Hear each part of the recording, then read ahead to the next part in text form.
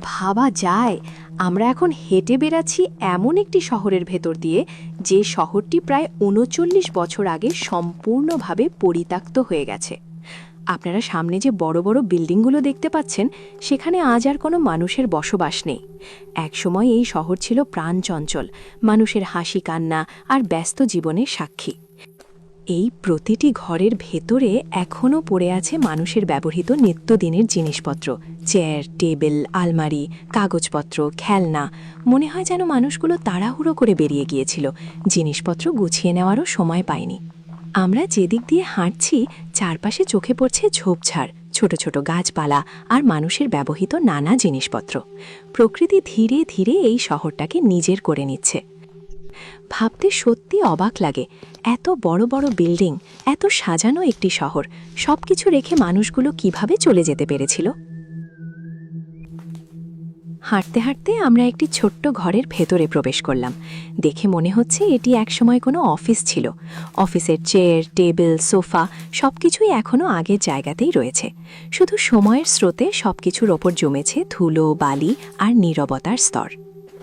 এই শহরের বিভিন্ন বাড়িতে আমরা প্রবেশ করেছি, আর প্রতিটি ঘরেই দেখা গেছে মানুষের ব্যবহৃত আসবাবপত্র ঠিক যেভাবে রেখে যাওয়া হয়েছিল সেভাবেই পড়ে আছে।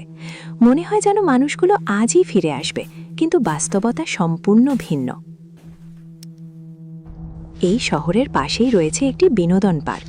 সেখানে দাঁড়িয়ে আছে একটি বিশাল পরিত্যক্ত ফেরিস হুইল। ফেরিস হুইলটির গায়ে মরিচা ধরেছে, হলুদ রঙের যাত্রী কেবিনগুলো স্পষ্টভাবেই পুরনো ও ক্ষয়প্রাপ্ত। একসময় এই জায়গাটা ছিল আনন্দ আর কোলাহলে ভরা, শিশুদের হাসি, মানুষের ভিড়, আনন্দের মুহূর্ত। আজ সেখানে শুধুই নিস্তব্ধতা। এখানে রয়েছে শহরের একটি স্কুল। একসময় এই স্কুলে শোনা যেত বাচ্চাদের হাসি, খেলাধুলার শব্দ, পড়াশোনার ব্যস্ততা। আর আজ মাত্র ৩৯ বছরের ব্যবধানে স্কুলটি পরিণত হয়েছে এক ভুতুড়ে স্মৃতিতে। সবকিছু দেখে মনটা সত্যি ভারী হয়ে আসে। এই শহরটির নাম প্রিপিয়াত। এখন প্রশ্ন হচ্ছে, কেন এই শহরটি পরিত্যক্ত হলো? এর প্রধান কারণ হল চেরনোবিল পারমাণবিক বিপর্যয়। ১৯৮৬ সালের ২৬ এপ্রিল প্রিপিয়াত শহরের খুব কাছেই অবস্থিত চেরনোবিল পারমাণবিক বিদ্যুৎ কেন্দ্রের ৪ নম্বর রিঅ্যাক্টরে ঘটে এক ভয়াবহ বিস্ফোরণ। এই বিস্ফোরণের ফলে বিপুল পরিমাণ তেজস্ক্রিয় পদার্থ বাতাসে ছড়িয়ে পড়ে, যার ক্ষতিকর প্রভাব ছিল হিরোশিমায় ফেলা পারমাণবিক বোমার চেয়েও বহু গুণ বেশি। বাতাসের মাধ্যমে এই বিষাক্ত তেজস্ক্রিয়তা দ্রুত প্রিপিয়াত শহরে ছড়িয়ে পড়লে মানুষের বেঁচে থাকা হয়ে ওঠে অসম্ভব ও মারাত্মক বিপজ্জনক। ফলে শহরটি পুরোপুরি খালি করে দেওয়ার সিদ্ধান্ত নেওয়া হয়। দুর্ঘটনার পর দিন, অর্থাৎ ১৯৮৬ সালের ২৭ এপ্রিল শহরটি খালি করার কাজ শুরু হয়।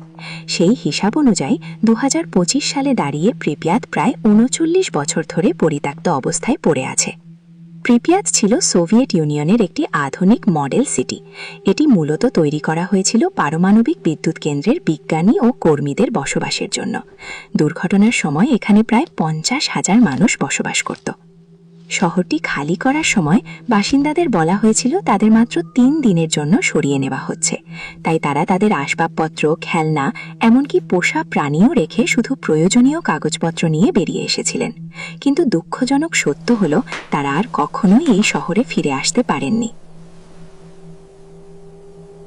তো আজকের ভিডিও আপনাদের কেমন লাগলো অবশ্যই কমেন্ট করে জানাবেন। ভিডিও ভালো লাগলে একটি লাইক দিন, আপনার মতামত আমাদের সঙ্গে শেয়ার করুন। আর পরবর্তী এমন আরও ভিডিও দেখতে আমাদের পেজটি অবশ্যই ফলো করে রাখবেন। দেখা হবে পরবর্তী ভিডিওতে।